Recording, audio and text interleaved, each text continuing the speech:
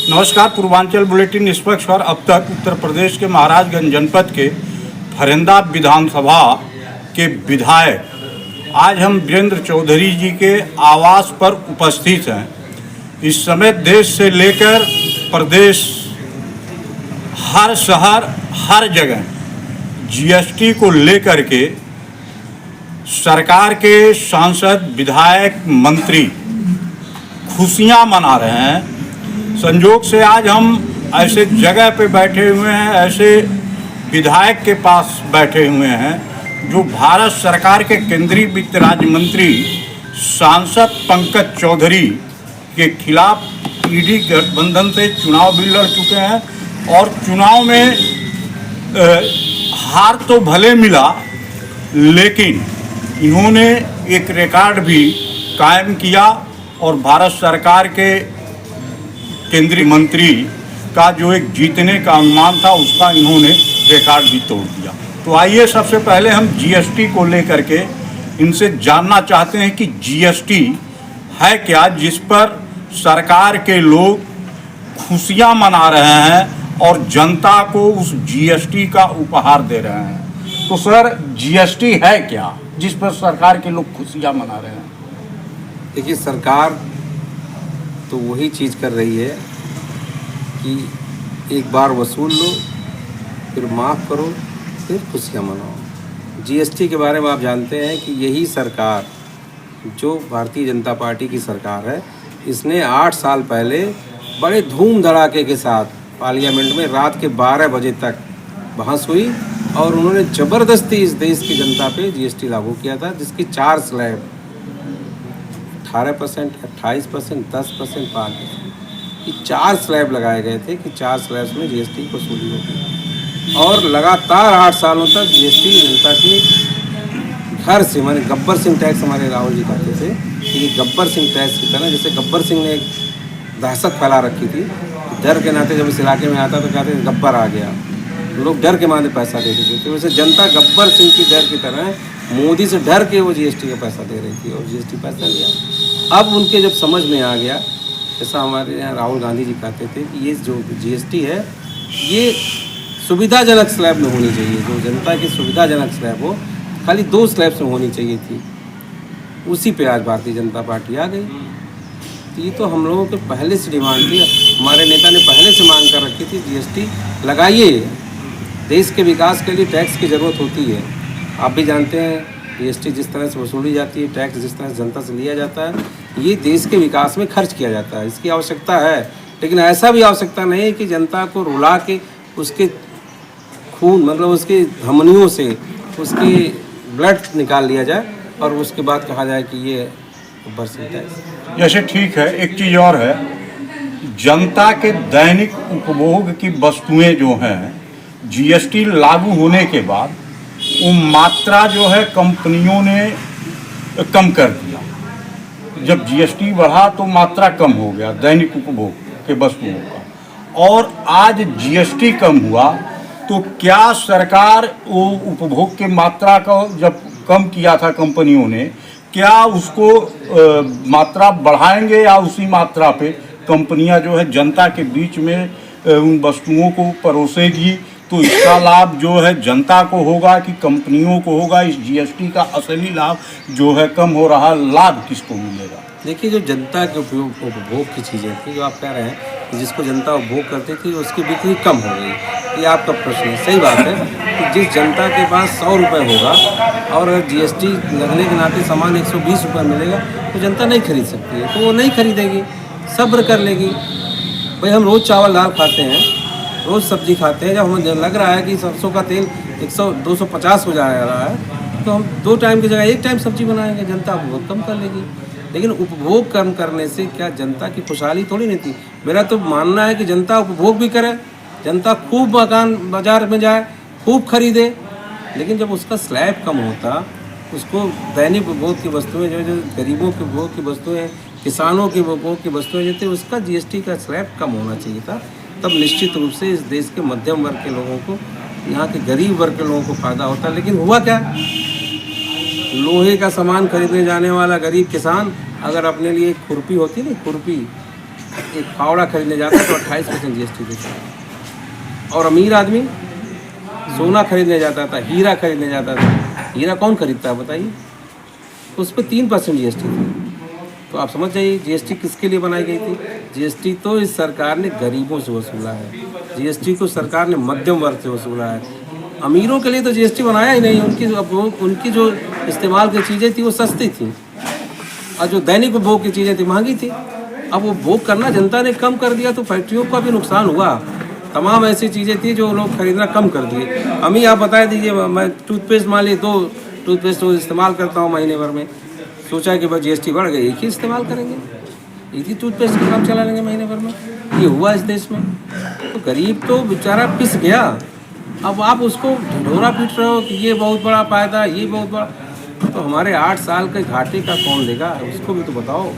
हम तो यही चाहते हैं भारतीय जनता पार्टी की सरकार से, उनके मंत्रियों से, उनके विधायकों से, उनके प्रधानमंत्री से, मुख्यमंत्री से, ये हम चाहते हैं कि वो जो 8 साल आपने ले लिया गरीब का पैसा, उसे भी उसको सूद ब्याज सहित वापस कर दीजिए।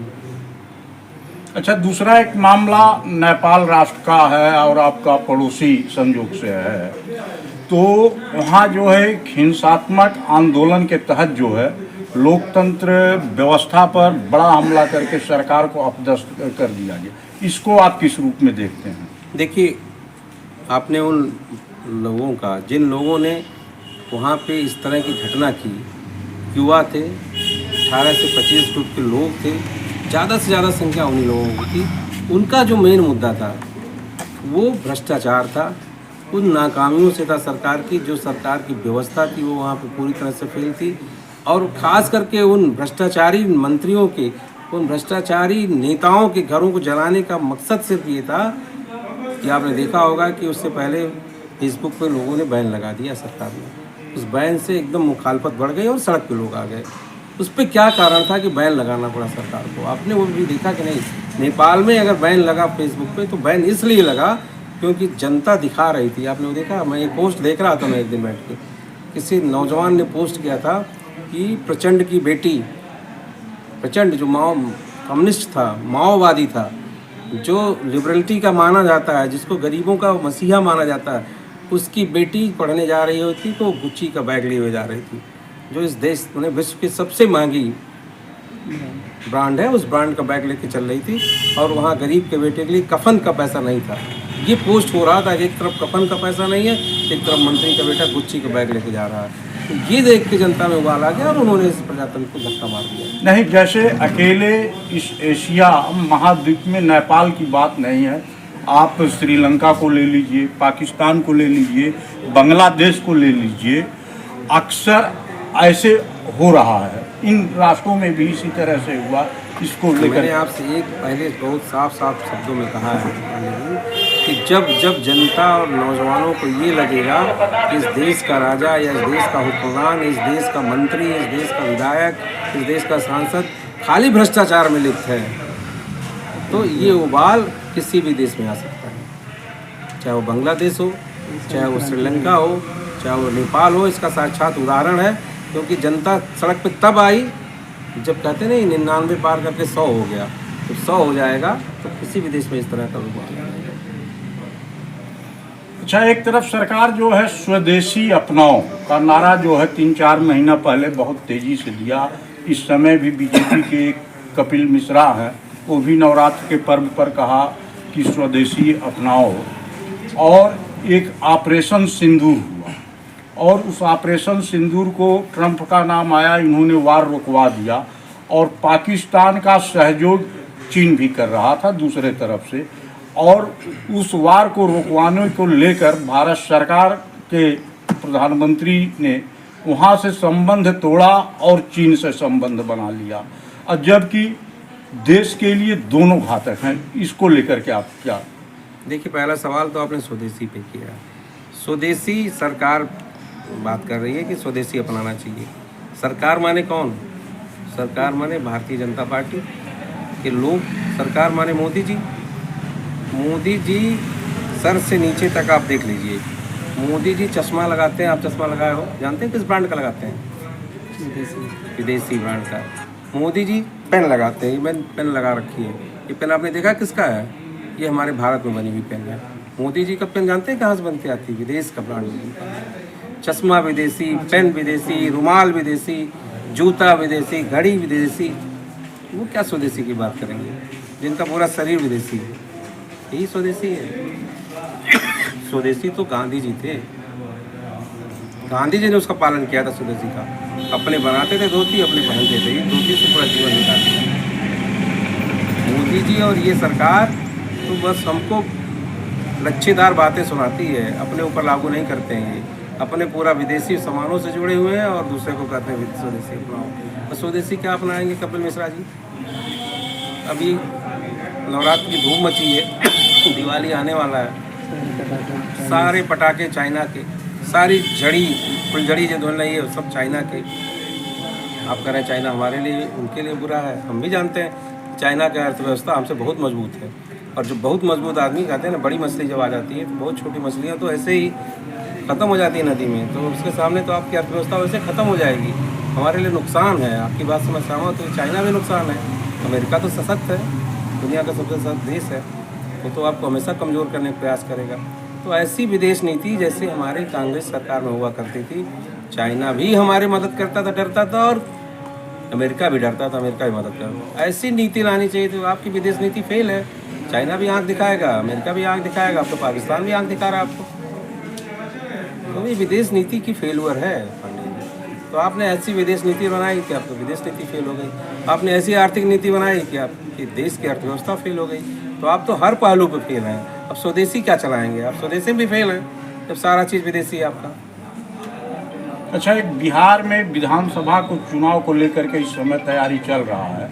वहाँ SIR और वोट चोर का मामला लेकर के कांग्रेस के राहुल गांधी जी ने बड़ा मामला उठाया और उसको लेकर लड़ाई लड़ रहे हैं। जबकि स्वराष्ट्र मंत्री ये कहते हैं कि ये जो है इनके सहारे जो है रोक रहे हैं, ये चुनाव जीतना चाहते हैं। इसको लेकर के क्या है? वो कहते हैं घुसपैठिया को बताने का कार्यक्रम चला रहे हैं राहुल गांधी। शर्म आती है ऐसे लोगों को। अपना आंकड़ा उठा के देखें। मैं देख रहा था आंकड़ा, इससे पहले की सरकार जो हमारी थी कांग्रेस की, असम में, उसने 5 साल में 60,000 लोगों को वापस भेजा था। आँख खोल लें, आप तो पत्रकार साथी हमारे भाई हैं, आप अपना पिछले 5 सालों का असम की सरकार का आंकड़ा उठा के देख लीजिए। कितने घुसपैठिया इन्होंने वापस भेजे हैं? 6,000। हमने तो 5 साल में 60,000 लोगों को वापस भेजा था जो घुसपैठिया थे। अब तो 6,000 घुसपैठिया। ये मेरे रिकॉर्ड नहीं है, NCRB के रिकॉर्ड आप खोल के देख लीजिए ना। घुसपैठिया लाने में हम तो घुसपैठियों को पहले से दूर कर रहे थे। आपने तो घुसपैठियों को और जगह दी है और ऊपर से आरोप हमारे ऊपर लगाते हो कि हम घुसपैठियों के समर्थक हैं। अरे आप तो खुद ही उसे घुसपैठियों समर्थक से सरकार चला रहे हैं। दूसरे पे आरोप लगाने से पहले अपने गिरेबान में आंकड़ों के हिसाब से झाँक के देख लीजिए, आपको फ़र्क पता चल जाएगा। अच्छा, 2027 में कांग्रेस और सपा का गठबंधन विधानसभा के चुनाव को लेकर के हो सकता है क्या? देखिए, मैं तो किसी पार्टी का राष्ट्रीय अध्यक्ष हूँ नहीं। मैं तो एक विधायक हूँ, आपके बीच का हूँ। लेकिन आप जो राष्ट्रीय अध्यक्ष की भाषा सुनिए ना, भाई कांग्रेस के राष्ट्रीय अध्यक्ष मल्लिकार्जुन खड़गे जी हैं, समाजवादी पार्टी के राष्ट्रीय अध्यक्ष श्री अखिलेश यादव जी हैं। दोनों लोग रोज़ बोलते हैं कि गठबंधन जारी रहेगा। तो मैं तो भाई कार्यकर्ता हूँ, मुझे तो उनकी बातों को मानना है। जो लागू करेंगे हम लोग करेंगे। धन्यवाद। नमस्कार, पूर्वांचल बुलेटिन निष्पक्ष अब तक पर आप देख रहे थे कांग्रेस विधायक परिंदा वीरेंद्र चौधरी जी से